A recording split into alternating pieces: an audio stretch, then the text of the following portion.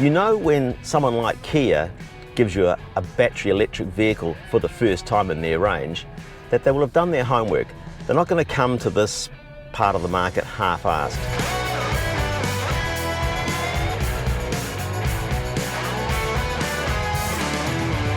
The EV6 range starts at about $78,000 for a rear-wheel drive only, smaller battery, therefore shorter range version, right up to currently the GT line, which is $112,000, all-wheel drive, longer range, bigger battery capacity. And of course that's the one we're driving. We're driving the current top of the range GT line. Now there is an actual GT coming, designed more for the person seeking that extra spirited drive.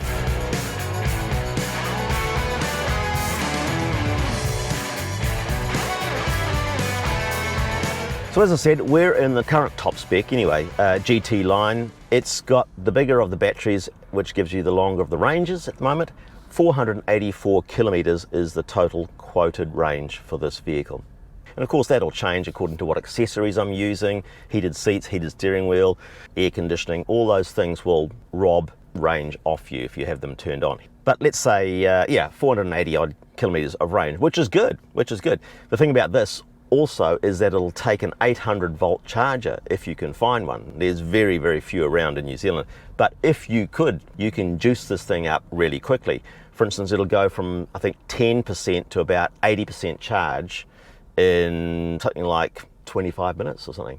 Now if you come across a 50 kilowatt charger, which is more typical in New Zealand at the moment, you'll take an hour and a quarter or so to juice the thing from 10 to 80% charge. So yeah, that's a bit more of a real world expectation, I guess, of what your charging experience is going to be. It runs as either a four-wheel drive, which is using a motor at the front, motor on the back axle, or the front motor can decouple, and what that does of course is save power being distributed to the front motor, which probably is not needed if you're just tooling along the motorway.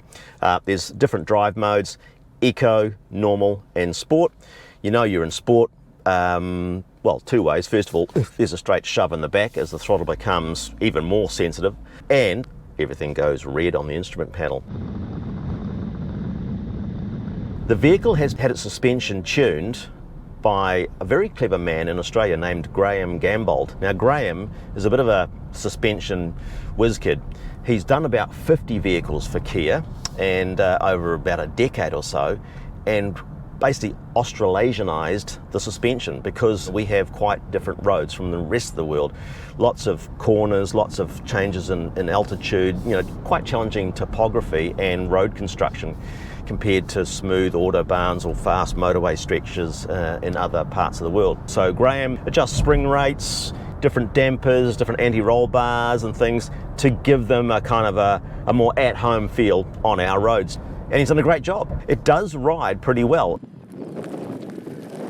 Now the EV6 in this all-wheel drive trim delivers 239 kilowatts of power and 605 newton meters of torque. 0 to 100, 5.2 seconds, which is quick.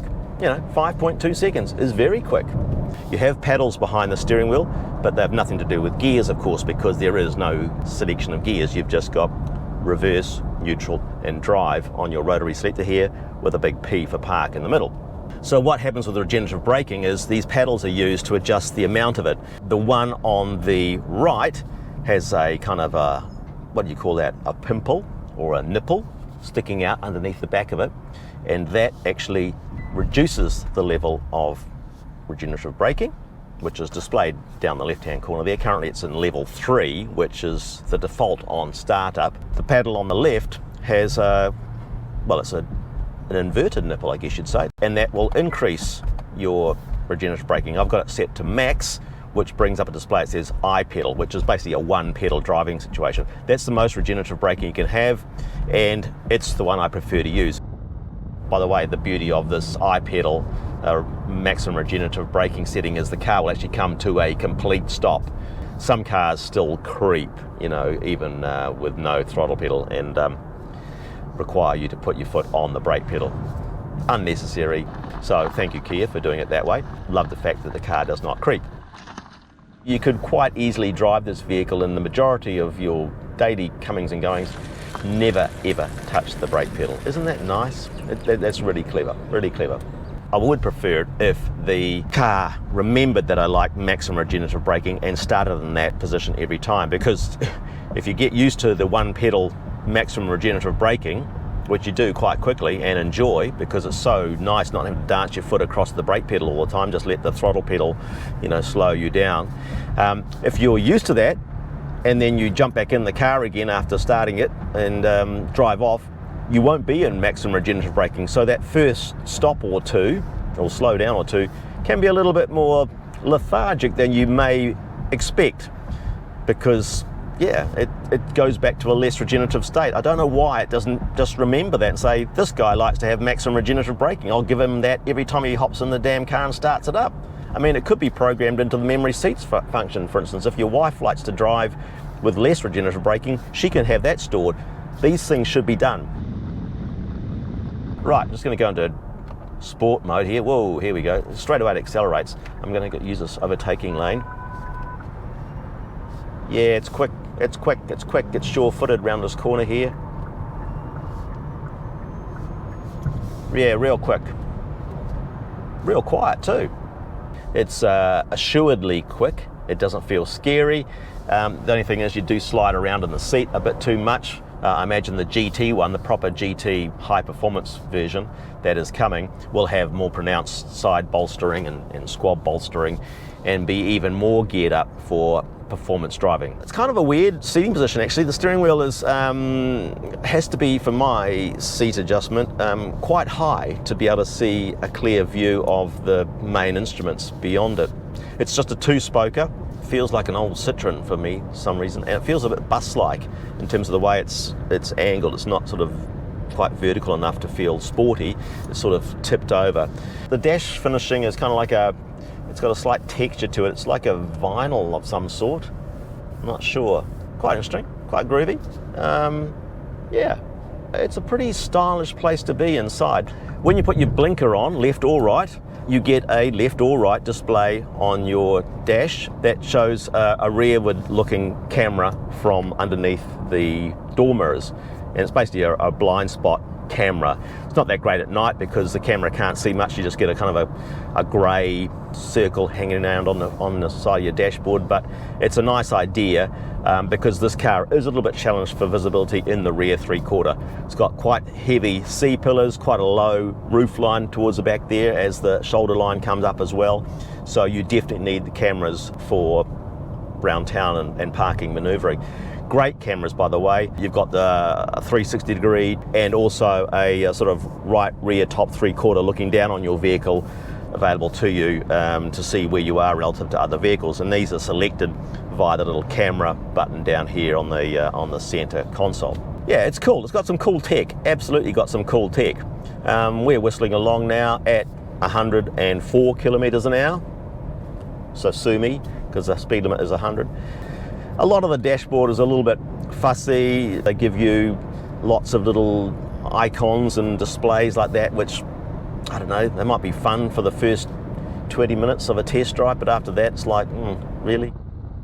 As a piece of transport, these things are just unbeatable. It's quiet. I mean, I can choose to have a number of different noises made available to me through the stereo system. Delivers great sound, and it's also able to be harnessed to produce a dynamic soundtrack of the vehicle as it travels down the road, so it's kind of like a whining noise, but all it does actually sounds like you've turned a bearing on one of the wheels, so it's a very distressing sound for anybody who's got any sort of mechanical empathy. Best to turn it off, I find, and just let the thing be silent like an EV is supposed to be.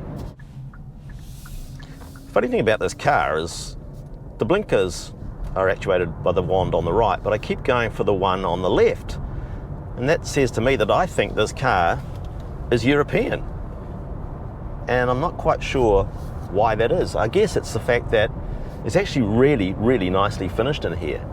It's, it's an interesting design. You've got this center console thing that comes out, sticks out like some sort of proboscis from between the seats here, and it's got a void underneath it, so there's a big storage area down here. Flat floor, of course, in the front and the back. seat cooling and the heating functions up the front, and a steering wheel function up the front, which are actually quite easy to actuate accidentally as you rest your hand on the front to adjust other heating and ventilation controls and stereo controls. That panel above it with the 2 rotary knobs is actually dynamically adjustable. At the moment I've got it on air conditioning controls, but if I touch this little triangle number here, it changes to the radio. Those rotary knobs get reassigned to different functions depending on what the general menu you're in. Your EV display shows you what your range is, shows you where the nearest charging station is, which is quite handy. A few other good little convenience factors inside here. Got a head-up display, speed sign recognition, inductive phone charging pad down here, which has got some nice borders on it, holds the thing.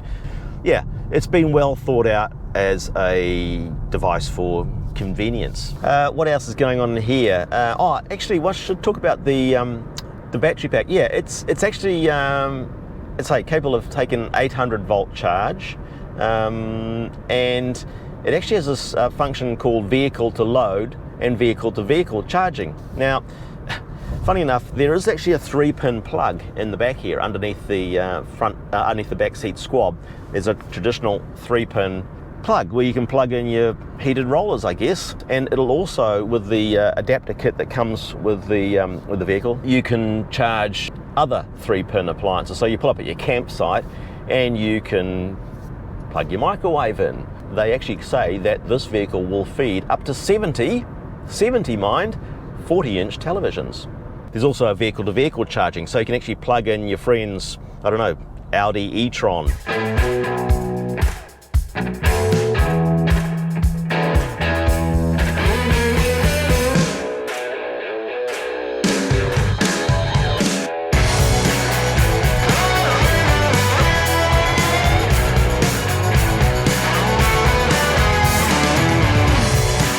So yeah, I've been looking forward to driving the Kia EV6.